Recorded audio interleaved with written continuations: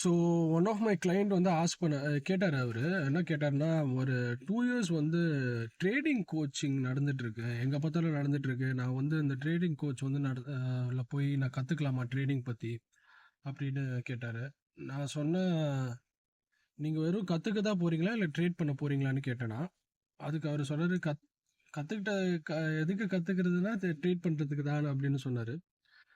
So இது வரைக்கும் நான் பார்த்த எத்தனையோ பேர் நான் பார்த்துருக்கேன்.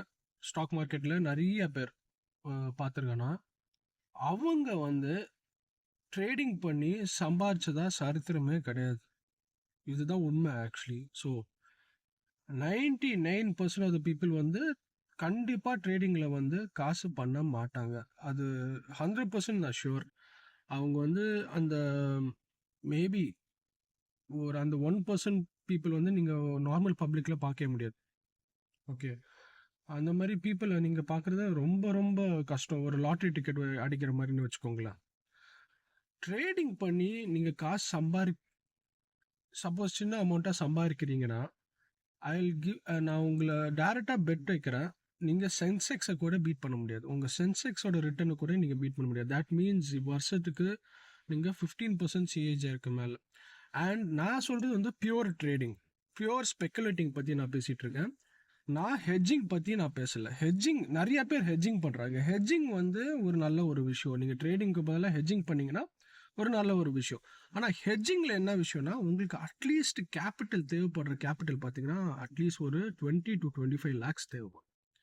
ஸோ 20 to 25 lakhs உங்கள்கிட்ட இருக்குது, நீங்கள் ஈக்விட்டியில் இன்வெஸ்ட் பண்ணியிருக்கீங்க. ஹெட்ஜிங்னா என்னன்னு நீங்கள் கேட்கலாம். ஹெட்ஜிங்னா என்னன்னா, உங்களோட போர்ட்ஃபோலியோட ரிஸ்க்குக்கு நீங்கள் கவுண்டராக வந்து ட்ரேட் வந்து பிளேஸ் பண்ணுறது. ஸோ ரிஸ்க்கை மிட்டிகேட் பண்ணுறதுக்காக நீங்கள் கவுண்டர் ட்ரேடிங் பண்ணுறது. கவுண்டர் ட்ரேடிங் பண்ணும்போது உங்களுக்கு சில அசெட்ஸ் வந்து உங்களுக்கு ஈக்விட்டிக்கு அன்கோரலேட்டடாக இருக்கும்.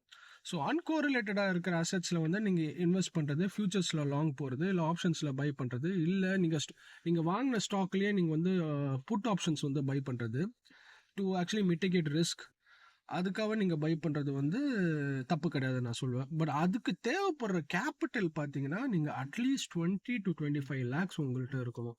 அது வழியாக உங்களுக்கு அதுவுமே நீங்கள் எவ்வளோ ஆல்ஃபா நீங்கள் ஜென்ரேட் பண்ணுவீங்கன்னா, இயர்லி எவ்வளோ ஆல்ஃபா ஜென்ரேட் பண்ணுவீங்கன்னா, இப்போ ஒரு 18% உங்களுக்கு வந்து க்ரோத் வருதுன்னா உங்களோட ஈக்விட்டி போர்ட்ஃபோலியோலேருந்து, இந்த ஹெட்ஜிங் மூலிமா உங்களுக்கு ஒரு 2-3% எக்ஸ்ட்ரா கிடைக்கும்.